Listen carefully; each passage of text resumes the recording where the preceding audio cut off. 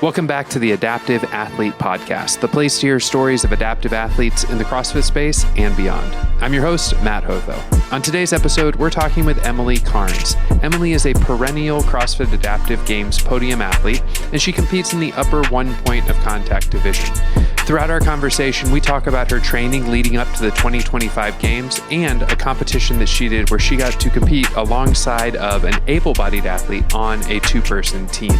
We talk about a bunch of other stuff too. It's a really fun and wide-ranging conversation. Check it out. Welcome back to the Adaptive Athlete Podcast. I'm here with Emily Cairns. Emily, how are you doing this evening? Today. I'm very well, Matt. Thanks. And thanks for having me on. You're welcome. What does Thursday, June 12th hold for me? Well, it's pretty cold here, but I don't think you're going to get the coldness over there. And weather's fine, so okay. You're in for a treat. There we go. Cool. Just good vibes all around. Good vibes. There we go. Cool. In case you guys aren't getting the joke, Emily's in Australia. I'm here in Tampa, Florida, and we had to do a little bit of what I jokingly called time travel math for us to figure out how the time zones work so that we can do this. Emily is very gracious being up super early. But one thing that I've picked up about Emily just from following her on Instagram is her life is one that is lived early. So Emily, when you train, when you kind of get through a day in your life, I mean, how early are you up? So I get up about 3 to 4 each day.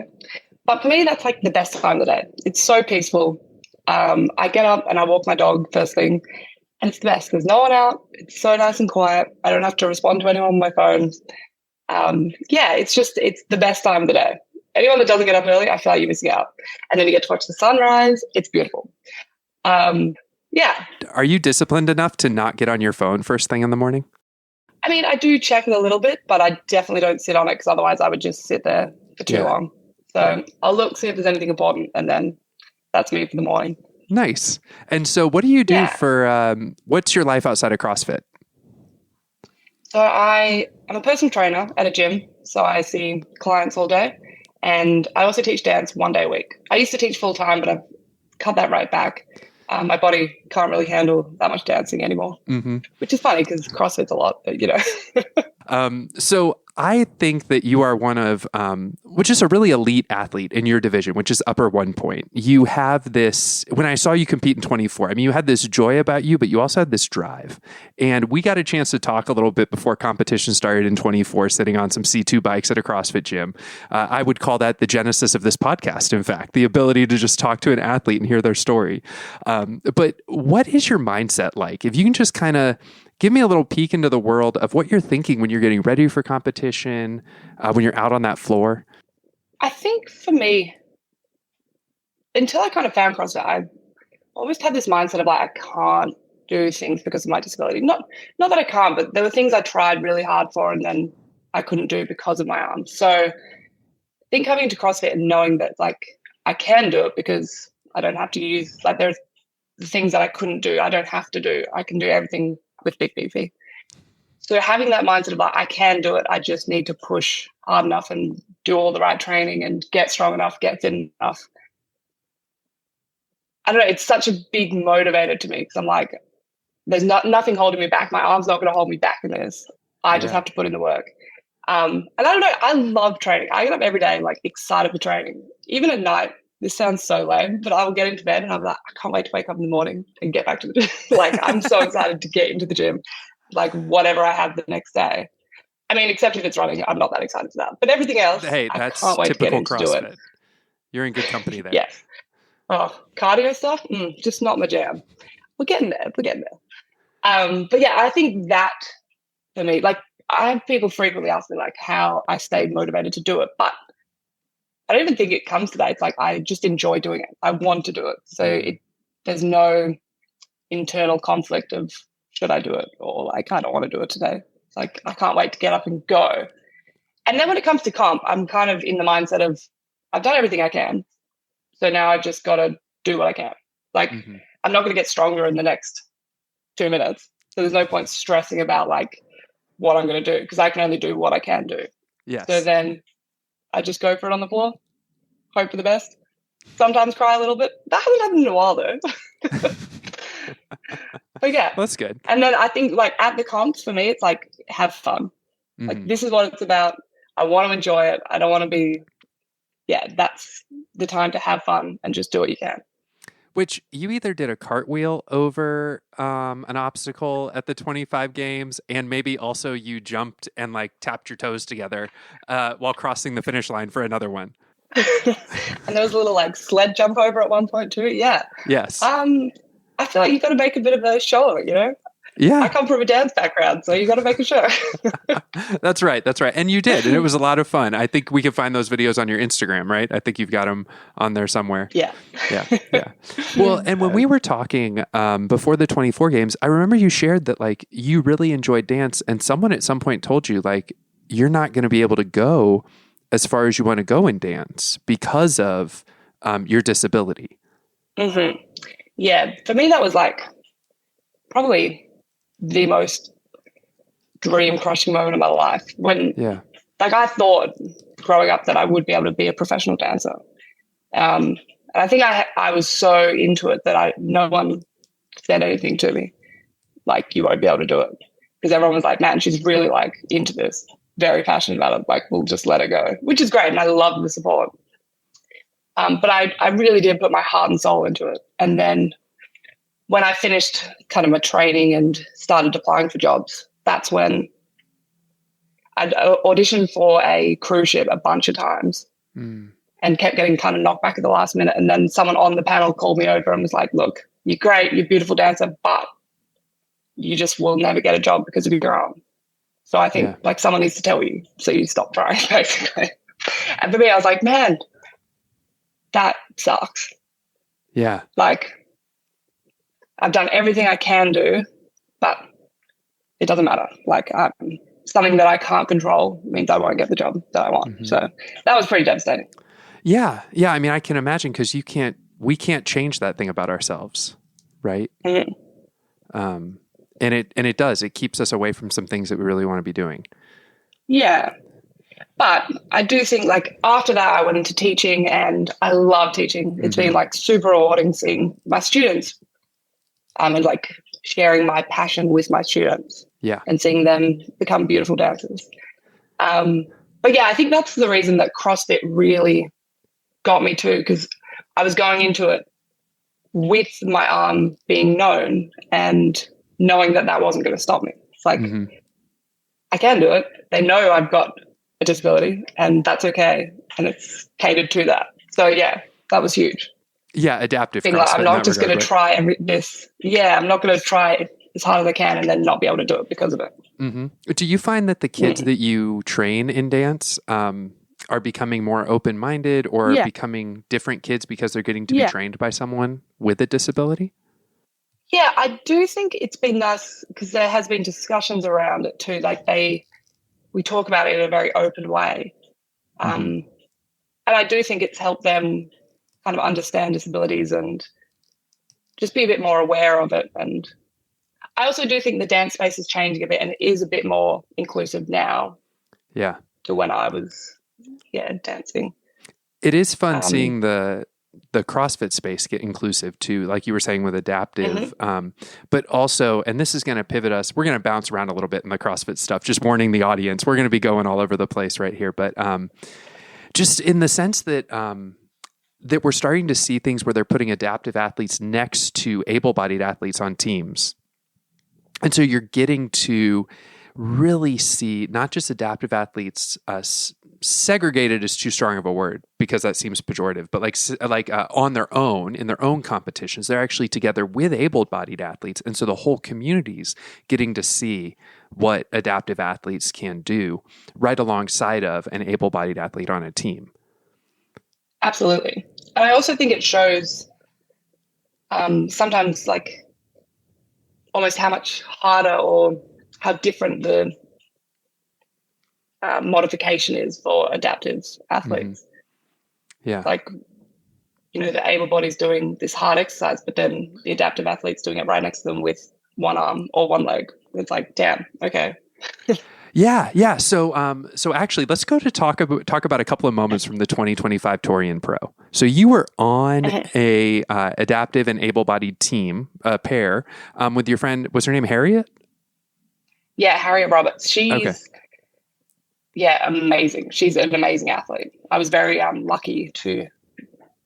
Well, I asked Harriet if she would be my partner, and I was very lucky and grateful that she said yes. Would you say that she's like a regionals level athlete back when Oh, regionals were a thing? 100%. She's been to Torian and won Torian. She's amazing. Okay.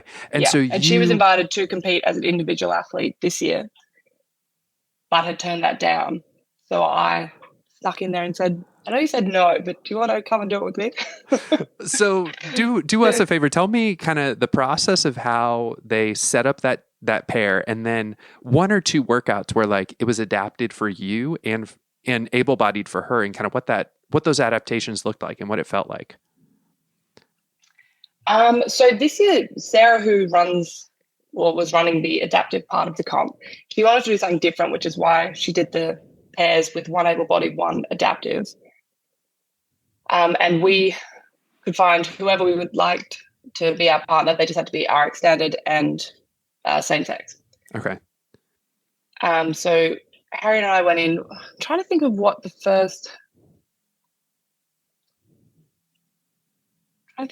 fun workout is that I could tell you. I know one had single arm toes to bar, and another one had a handstand walk where you were doing like an overhead.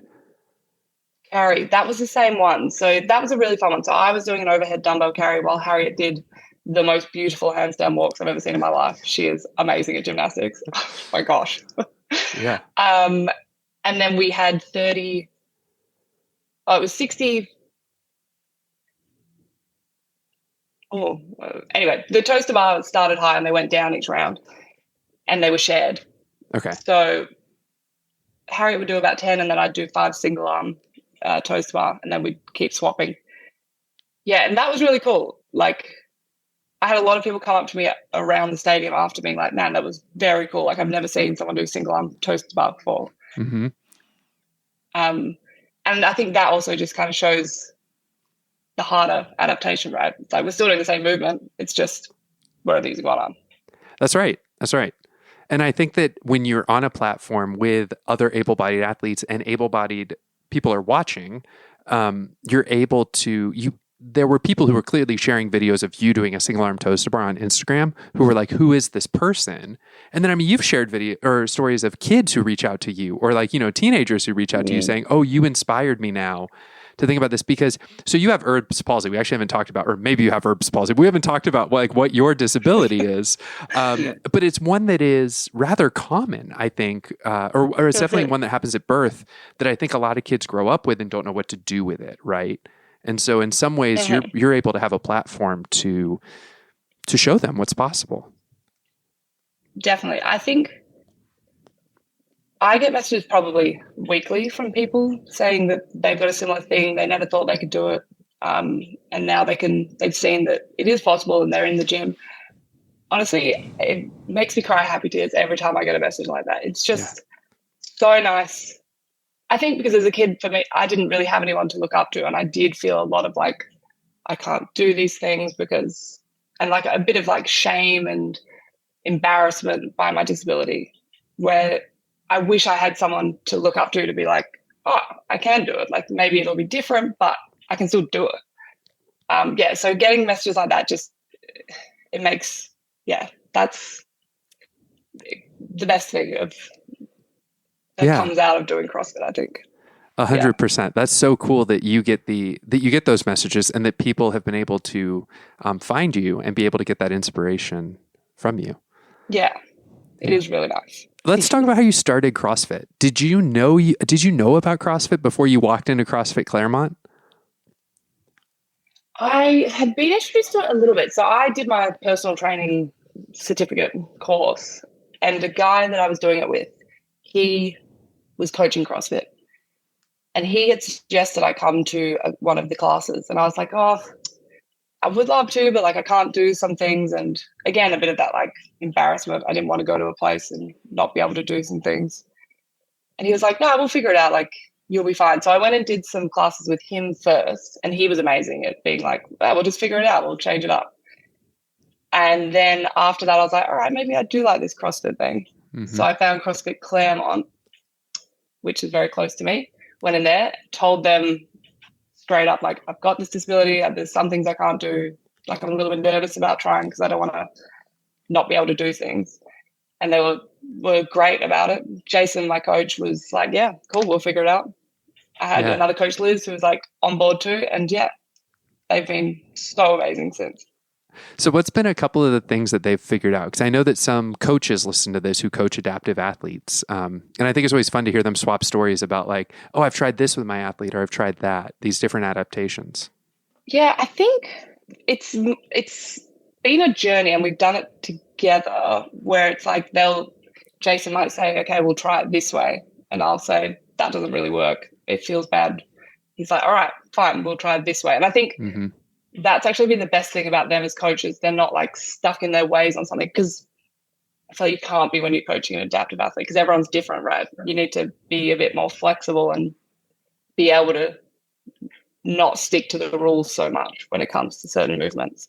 Yeah. But yeah, Liz gets super creative. She gets me bands in all sorts of ways. Like at the moment, I've been working on rope climbs, because single arm rope climbs are just, for me, a bit of a fear thing. Because I'm like, I don't want to be off the ground with only one hand supporting me on a rope that's thick. Like it's hard to grip onto with one hand. Yeah.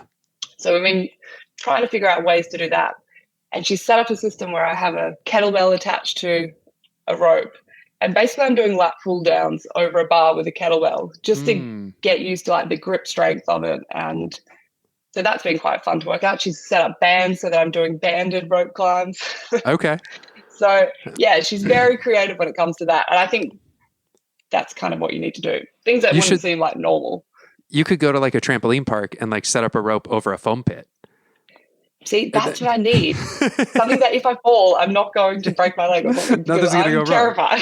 wrong. Right. Well, because I couldn't imagine doing it with one arm. And I mean, like, obviously, if you can get the foot clamp, like you can kind of stand up and then move your arm up, but it's still like have you seen Victor do them? The foot clamp's fine. I can do the first bite, but then I'm like scared to get the second bite, because I'm like, I now have to take my feet off and readjust them, only holding on with one hand. Yes. I'm like, oh, for me, the risk versus reward is like, oh.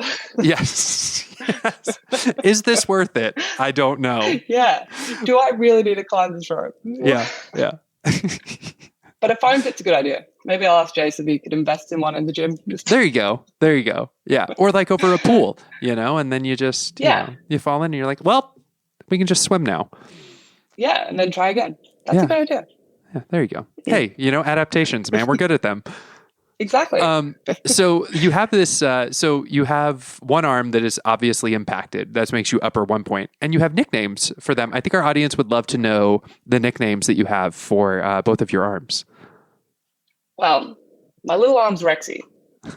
And for some reason it has he, him pronouns. Okay. Yeah. So he's a good little guy. And then my big arm's Big Beefy, for obvious reasons.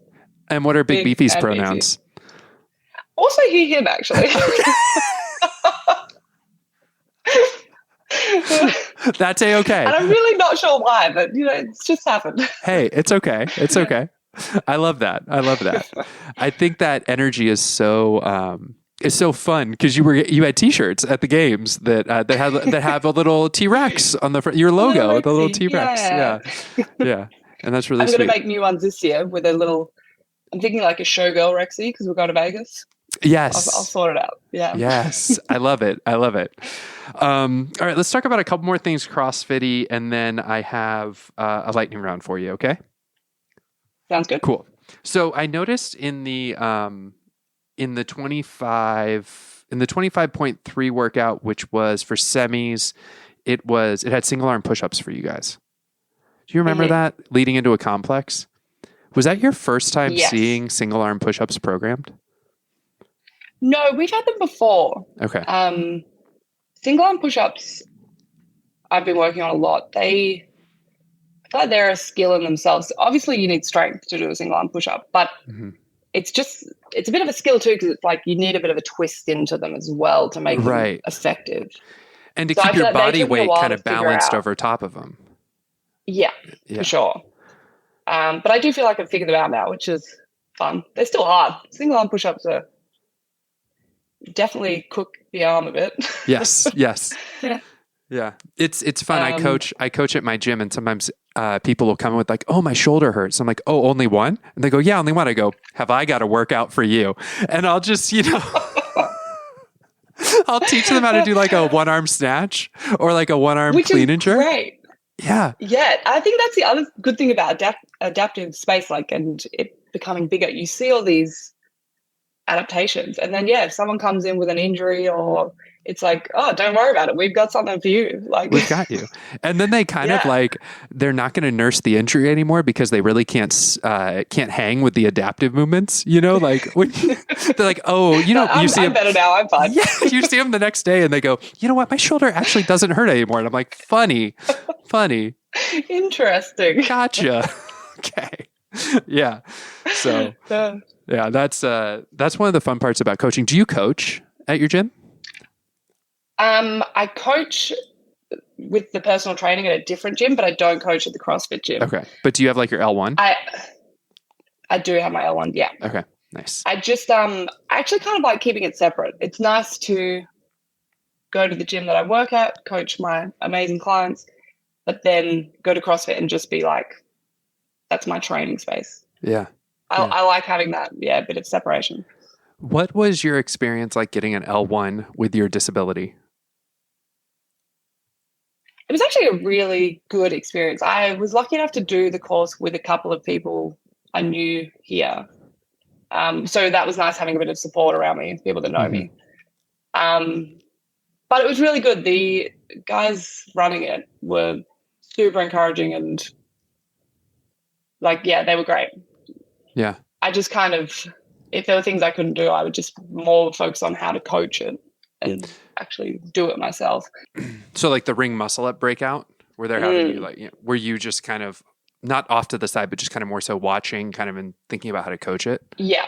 And I just kind of did the movement without actually having body weight through the rings or anything. And then, focused on cues and how to help other people do it.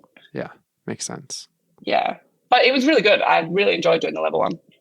Yeah. I mean, I recommend it. I loved doing it. It was cool seeing it from like a different perspective, like more of a coaching angle.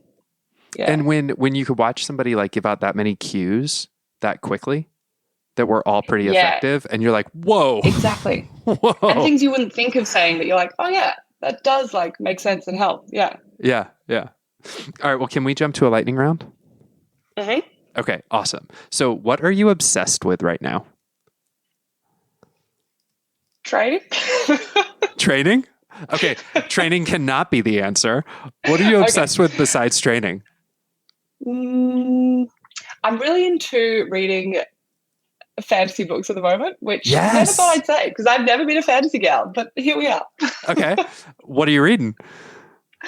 I'm currently reading, it's actually like it's more romance, let's be honest.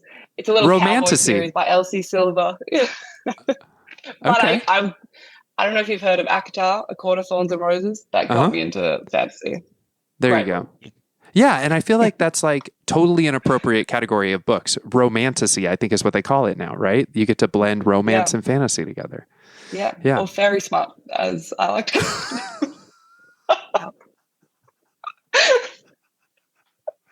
That's okay. What is one distinctly Australian phrase that you wish got more use around the world? Oh, I really like so people, if you don't know, or not even if you don't know someone, if you're talking about someone that you don't necessarily know their name, people just refer to them as old mate. And I love that. Like, old mate over there is doing a great job. That's brilliant. That's brilliant. Yeah, okay. It's good. I'm going to use that this coming Sunday in church when I see somebody I don't, I'm like, old mate over there. Oh, yeah, that guy. Okay. That's great. That's great. If you are at a competition, you're like 30 minutes out from going onto the platform, what's your snack? What's your go-to like energy boost? Oh, I'm like a gummies gal. I love a little gummy snake. Yep. Something that's a bit of sugar, especially at a comp. Yeah, for sure. Nice. That's good. And then final question. If you've got control of the radio at the gym, what are you playing? If it's just me in there, I'm probably playing some musical theatre bangers that I can sing to. Love a bit of musical theatre. Like what? Like what? Come on. At the moment, I'm obsessed with The Waitress. Okay. The songs from The Waitress, amazing. Yeah. I mean, if we want to get a little bit more like emotional, The Notebook, great musical, great song. I love it. But also just classics like Moulin Rouge, bit of Wicked. Yep. Yeah, love musical theatre. So when I was checking the audio before this call started, I was like, I got to put some audio on through the computer to get it into my recorder. And I was like, I'll do Wicked. I'll do the Wicked soundtrack. And then I was like, wait, I can test my microphone by singing along to the Wicked soundtrack. And then I love this so much. It just turned into like karaoke. Was it the movie one, or are we talking Broadway version? So what's interesting is it starts with the Broadway version, and then because of what I've listened to, it kind of switches into the movie version. So like I prefer The Wizard and I from the movie version. And so it goes to that, but I like Defying Gravity from the musical. I like it. Yeah. Just pick and choose which one sounds better. Yeah. Exactly. You make like your perfect Wicked mix. I love that you're a musical fan. Let's go. So you're so funny when you talk about doing it by yourself, because when I'm in the gym by myself, which is rare, but when I am, that's what I put on. And then like my coach comes in or someone else comes in and they're like, "Are you okay?" And I'm like, "I am 100% great right now. I just PR'd my power clean." Yeah. Yeah. While belting a song. So. But you're crying right now. Yeah, because I'm defying gravity. And these are happy tears. Like, I'm feeling all the emotions. Yes. I'm through accepting limits because someone said they're so. And then you're just bawling. Anyways. All right. But if you've got a class that you're running, what are you putting on? Probably some like noughties, 90s vibe. Yeah. Some classics. Yeah. Yeah, things that I would have listened to in a club when I was 18. I love it. All right, so I've got two final questions. They aren't lightning round questions as we wrap up. All right.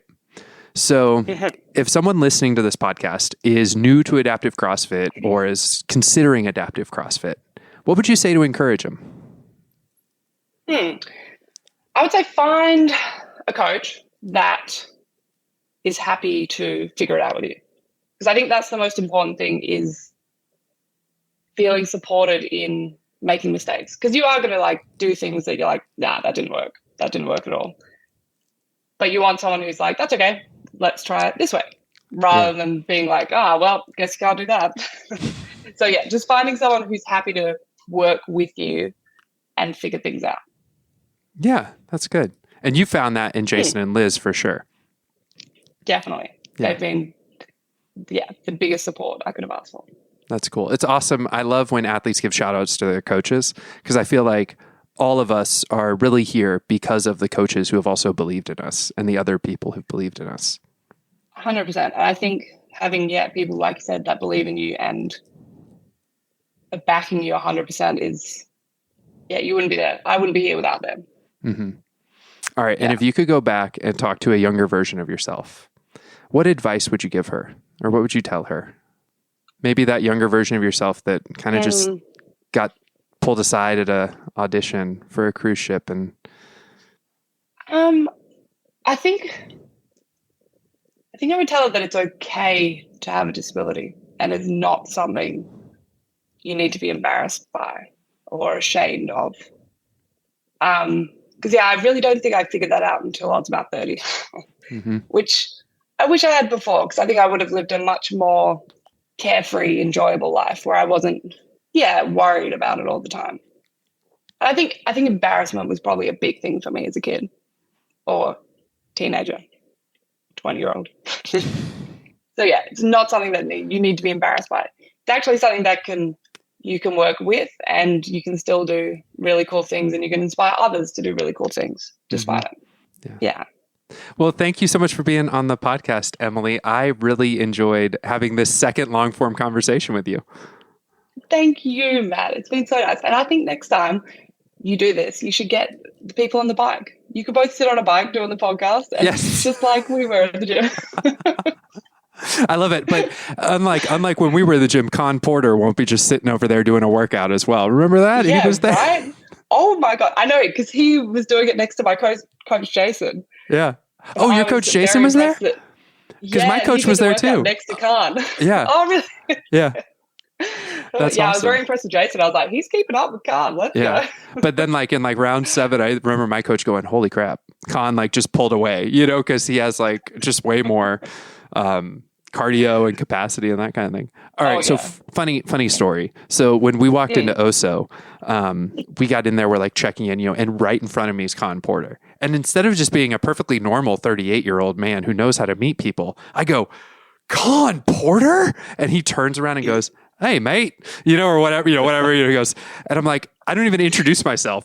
I like didn't even think to like, you know, why don't I just say my name and introduce myself? I just like, he's one of those people that when you see them, your brain just kind of shuts off a little bit. Yes. You're like, oh my God. But also, Khan is like one of the loveliest, most supportive guys ever.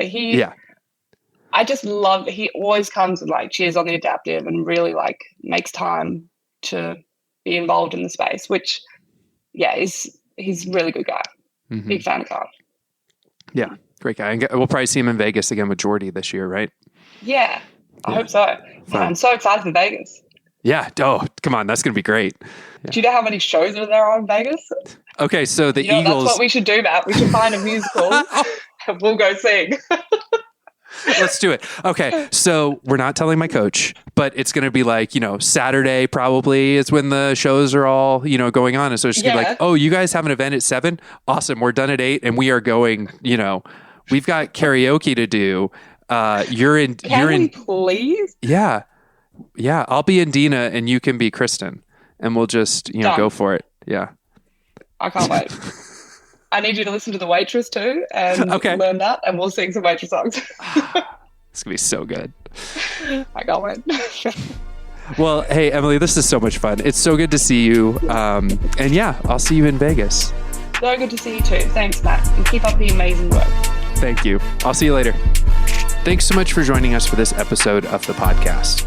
It was that conversation on the C2 bikes right before the 2024 games with Emily that convinced me that something like this was not only possible, but was definitely needed in our space, in adaptive athletics. A place where we can hear from athletes who are perennial podium athletes year after year, and also athletes who are just getting into the space or who maybe even aren't even in the CrossFit space themselves. That this can be a space for athletes to share their stories, to raise awareness, maybe to have sponsors hear about their stories and want to connect with them and help grow this sport. So thanks so much for being on this journey with us. Another thing that really stood out in Emily's story was the adaptive competition that she did at the Torian Pro, getting to pair with an able-bodied athlete. If you've been following this space at all, you know that Adapt Aeon is working on a pairs competition that'll be happening at Tier SoCal right after the 2025 CrossFit Games. And there's a good chance we can see more of this in the future. And if you're not able to travel out to a big competition with pairs, consider pairing up with someone at a local comp and talking to the event organizers about what it would look like for you to have adaptive movements in that local comp, but still be able to showcase your fitness on the field of play alongside another able-bodied athlete. I think that could be an exciting future for our sport. I'm Matt Hotho, and I will catch you guys next time.